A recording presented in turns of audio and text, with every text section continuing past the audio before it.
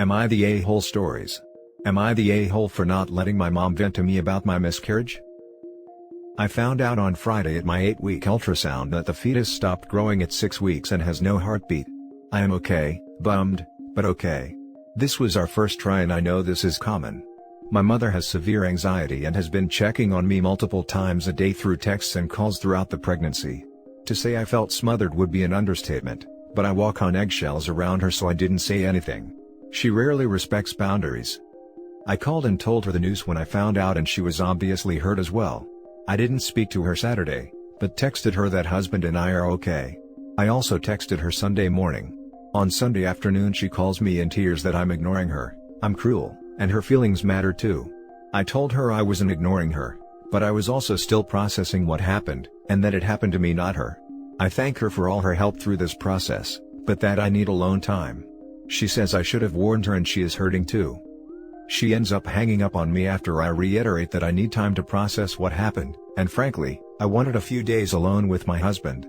She knows I'm a quiet and introverted person. I know she is social extrovert who wants to discuss every emotion exactly when she feels it and I don't, especially when I don't know my emotions yet. My brother and dad, divorced, agree that she takes things to extremes and I need to take care of myself first. Am I the a-hole? Was I supposed to be her shoulder to cry on when the trauma happened to me? Now for the top comments. Not the a-hole. Your mom sounds like a narcissist. I can't imagine demanding someone who went through trauma comfort me through their pain. I have a narc mom, so I'm not saying that can't be the case, but you would be shocked to know how ridiculously common it is for otherwise normal people to dump N-word like this.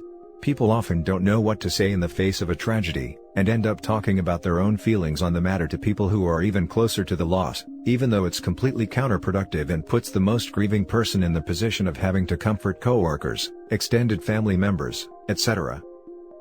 Not the a-hole. Someone, not you, needs to introduce her to the ring theory of grief.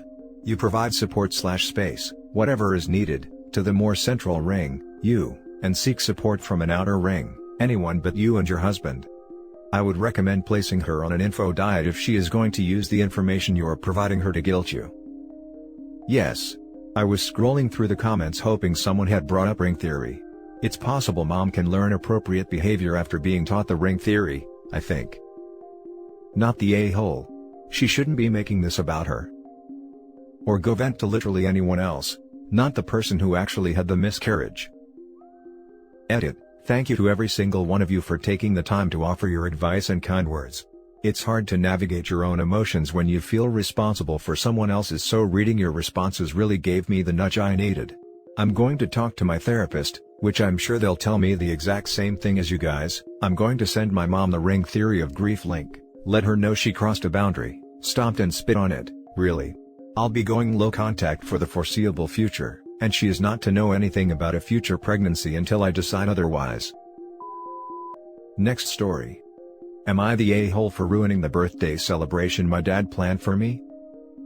For months my dad has been talking about celebrating my 21st B-day that was this past Friday. To be honest, I wasn't that psyched about it, but he was promising it was gonna be great and he's been wanting to celebrate this specific birthday for years. I'm gonna start by saying, I don't like drinking at all. I've tried for years at parties and I hate it. I don't like the taste, I don't like the way it makes me feel, and I just don't like alcohol because of what it's done to my family. My grandpa, my dad's dad, was a really bad alcoholic, and from what I heard, his dad was too, my great-grandpa. It was hard seeing him messed up for so many years until it killed him. My dad's not at his level of drinking, he rarely drinks, but when he does, it's like he becomes a drunk frat boy. Him and my uncle. They're not fun to be around when they are drunk with friends, but he convinced me to take a boys' trip to my uncle's cabin for the weekend, and he convinced my mom to let it be just us guys. It was them plus 6 of their buddies, everyone drinking. I only barely finished half a beer but they were going at it. My dad wanted to do shots with me but I didn't want to. Was fine with watching them do it but not me. I don't know, it makes me want to vomit. The drunker they got at night, the more my dad kept being mean to me about not drinking. Him and my uncle kept telling me to stop being a pissy and I'll like it. They were just being a bunch of rowdy butts and wouldn't leave me alone about not drinking. I got fed up with it, so I told my dad I was done being treated like that when I've already told him I don't like to drink. Then I drove back home at 2 a.m. Got some calls from them telling me to come back, and all I did was tell my dad I got home safe and shut off my phone. My mom was surprised to see me back in the morning since we were supposed to stay up there until Monday morning. When I told her everything that happened, she was pissed off. She had that death look in her eyes. They got into a fight when my dad got home. Obviously, he was hungover, so already in a bad mood. But he came to my room and started telling me crap. He said I ruined an important night that he was hoping to share with me for years, and can't believe I'd just leave so rudely like that when he was trying to bond as father/son. My dad looked legitimately disappointed. This is something he and my uncle did with their dad, so he wanted to continue that tradition with me. He's mad I ruined the birthday celebration, and my mom's mad at him and my uncle for bullying me to drink. It's so serious right now, they're not even talking to each other, and my dad is being pretty cold with me. I keep going from being mad at him for being the way he was treating me, to feeling guilty about messing up the party since I know he was excited about drinking with me. Was I an a-hole? Not the a-hole. Your dad needs to grow the F up, learn to respect people's wishes, and make some actual effort into getting to know you. He didn't want to celebrate with you, he wanted an excuse to get drunk with other people, and you were the excuse. He's mad because he got called out on it. Don't feel bad, this is not your fault. Not the a-hole at all. You didn't ruin anything. Your dad did that. It sounds like you made everything perfectly clear beforehand too. I really hate people with this attitude. Drink or you are a pissy. You'll love it. I occasionally give up drinking because reasons. Often for more than a year at a time. So I've had this exact thing. Over and over again. They won't take no for an answer. And they are also talking a bunch of repetitive BS too. Ugh. Frankly, it's likely worse for you. Your reasons for not drinking are better, you hate it, pretty significant, and bad memories. It sounds like your dad is trying to relive his glory days in a wildly inappropriate way. You are not him. I hate the whole man up and the stop being a pissy thing too, which is all I kept hearing from them that night. Never understood why not drinking isn't manly, to be honest. 100% not the a-hole. Your dad was a selfish coon. He organized himself a party to celebrate your 21st. That's insane. Related, I was married to an alcoholic, and being around that colors your view of drinking, so understand how awful a cabin trip with heavy drinking would be. Yes. His 21st birthday was more like a party for his dad.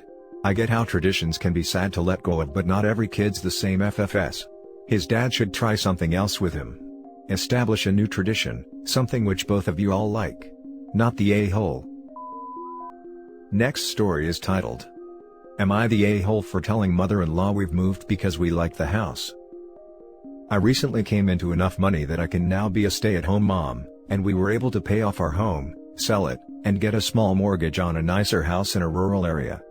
Our issue is, husband and his family all live within 5 miles of mother-in-law, but we aren't very close with them. We didn't tell any of his siblings about my money or my job, and only told mother-in-law once the sale had been finalized, and paperwork signed for the new house. When husband updated her so she had our new address, she didn't say much other than, I'm not sure how I feel about this, I need some time to decide. Which we thought was a bit strange, but we left her to it because we are busy trying to move house with a toddler during lockdown. I do not recommend. After a few days, she called husband back and said she'd thought about it and discussed it with his sister and does not approve nor give us her blessing, as she thinks it's irresponsible to not stay in a house we now outright own, and instead take on more debt just to move far away from the family. He tried to explain to her that the new mortgage would only take 10 years, paying what we used to pay monthly anyway.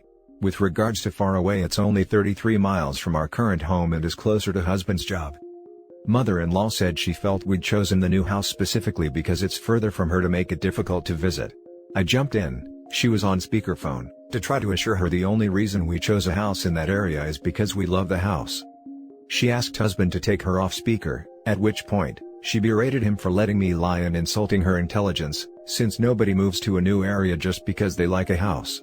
She said my lie being so obvious just proved we didn't care about keeping her in our baby's life, and that I was trying to pull husband away from his family, and he needs to rethink his decisions. He ended the call and basically said she'd made her bed and can now lie in it, but did say he thinks me jumping in with an emotional reason for the move rather than the logistics he was telling her, probably made her feel I was dismissing them both, and that's why she got upset. Was I the a-hole for saying we're moving because we love the new house? Now for the top comments. Not the a-hole. Mother-in-law's reasoning is completely absurd, as if the universe revolves around her, and how she must have been the first point of concern when your family picked a new house. Very bizarre. As for you interjecting with your reason, it's a perfectly valid reason. You could have picked a reason as logical as Spock and she'd still be pissy. You can't logic someone out of a position they didn't logic themselves into.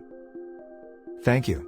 I think her issue stems from her children all choosing to live so near to her, which we did too initially, and my husband has grown further from them over the years, so us going against the norm might come across as trying to spite them. The logic thing is just how they all talk to each other. It's always facts and figures to prove who's right and by how much.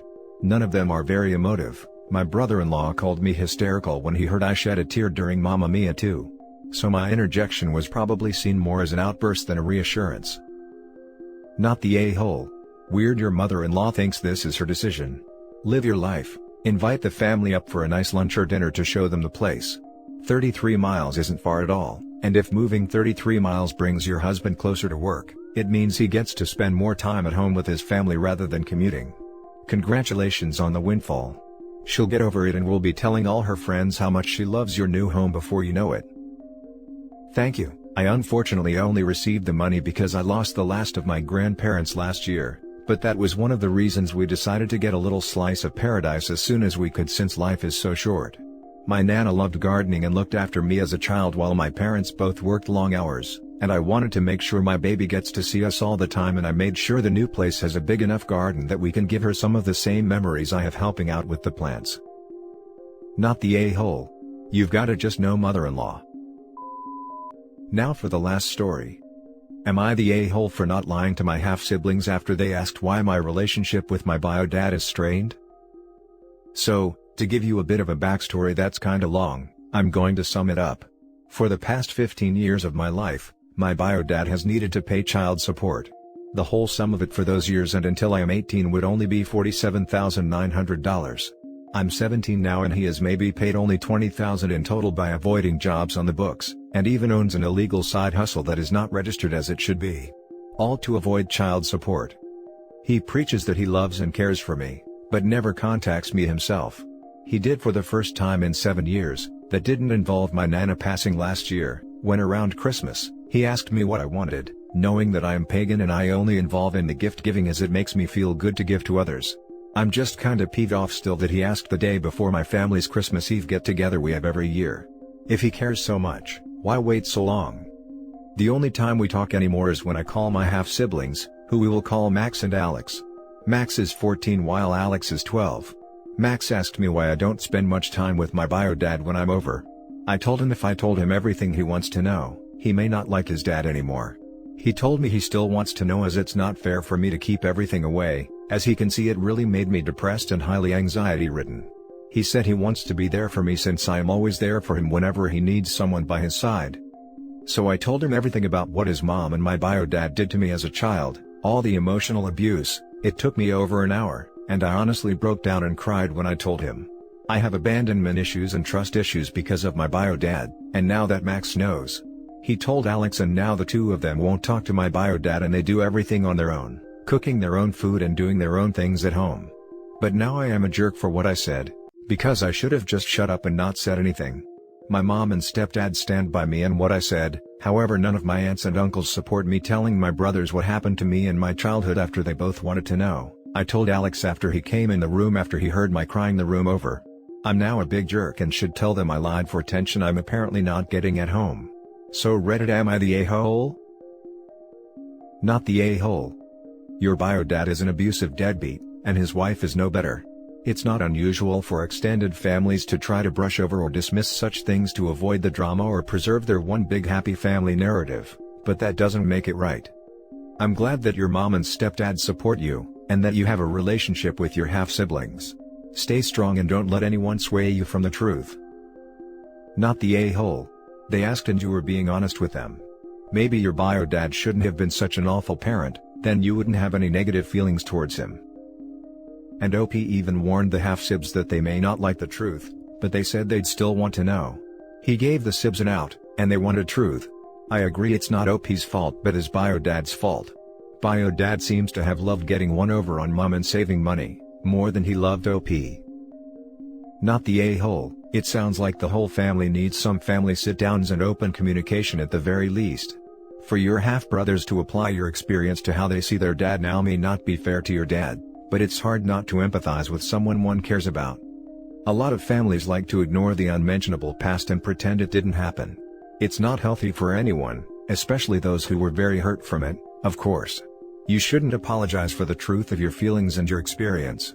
If they don't want to be family enough to help you work through something that was ignored for so long, they're not emotionally mature enough to help your half-brothers, either. Toxic family is hard to work through, especially parents. It's complex and heavy. I would say that you can tell your half-brothers that your experience doesn't have to be theirs, but you appreciate their empathy for you. Not the a-hole. You may have wanted to soften the blow for the 12-year-old, but your bio dad has made this bed over decades. So far, he has manipulated public opinion to his benefit, but people like this often get away with their behavior, because they never have to face any consequences. He even made the reason of my not going to his house for 7 years was my mom's fault. I didn't go because he got nasty with me after I told him I only wanted to see my brothers and not spend the whole time with him. He told all my aunts this, and now my aunts hate my mom. And that's it for this video, guys. If you have thoughts to share, leave a comment below. Don't forget to hit like and subscribe if you like this content. I'll catch you in the next one. Good day, everyone.